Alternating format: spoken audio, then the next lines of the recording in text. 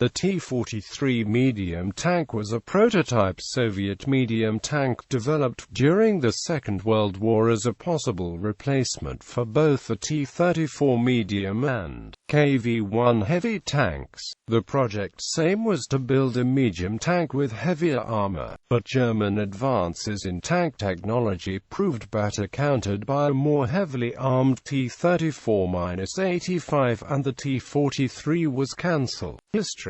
The T-34 medium tank was the mainstay of Soviet mechanized forces in World War II, produced in huge numbers. In May 1942, Soviet forces started encountering German tanks armed with the new long 75mm KWK-40 gun, which could easily penetrate a T-34 at long range. In June 1942, the Soviet Main Directorate of Armored Forces issued a requirement to two tank design bureaus to compete in designing a universal tank, which would combine the heavy armor of heavy tanks with the mobility of the T-34 medium tank. The SKB-2 Heavy Tank Design Bureau in Chelyabinsk started the KV-13 program, which 2 years later resulted in a line of successful Joseph Stalin heavy tanks. The Ural-Vagon-Zavod complex in Nizhny Tagil developed the T-43 medium tank. Ural-Vagon-Zavod included the Morozov Design Bureau, the designers of T-34, who were able to draw on its previous work on the advanced T-34M project.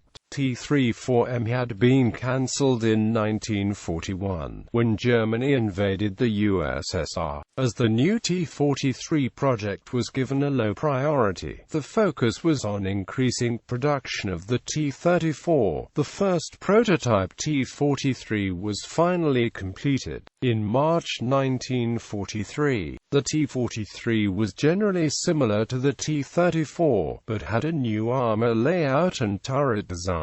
A space-efficient torsion beam suspension instead of the T-34's Christie type, and a new 5-speed gearbox. It also featured a 3-man turret with commander's cupola for all-round vision, a major improvement on the T-34's 2-man turret, in which the tank commander was constantly distracted with aiming the main gun. Compared to the T-34 model 1943 with hexagonal turret, the T-43's turret armor was increased from 70mm to 90mm, hull from 47mm front and 60mm sides to 75mm. It retained the same 76.2mm F-34 tank gun and, for ease of production, shared at least 70% of its parts interchangeably with the T-34.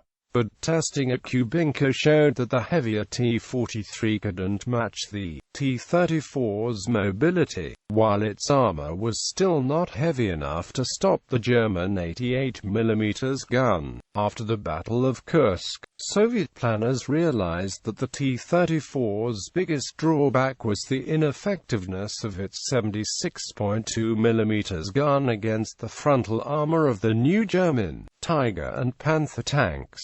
What was needed was a more effective gun rather than heavier armor. The T-43 turret was adapted to mount a more effective 85mm gun, and to fit on the T-34 tank hull. The T-43 project was cancelled, and the new T-34-85 was put into production instead. The decision to improve on an existing design rather than commit to a major retooling of the factories was characteristic of Soviet philosophy, which held enormous production level as paramount. While Germany, having double the industrial resources of the Soviet Union, suffered a string of production and logistical difficulties while introducing new, technically superior tank models, the Soviets, maximizing productivity, accepted a compromise by significantly improving the main tank. Even though it did not match the new German Panther, The result was that while in May 1944 the Wehrmacht only had 304 Panthers operating on the Eastern Front, the Soviets were producing T-34-85 tanks at a rate of 1,200 per month. When the T-34-85 first appeared in combat, German intelligence initially misidentified it as the T-43, based on reports about Soviet tank research.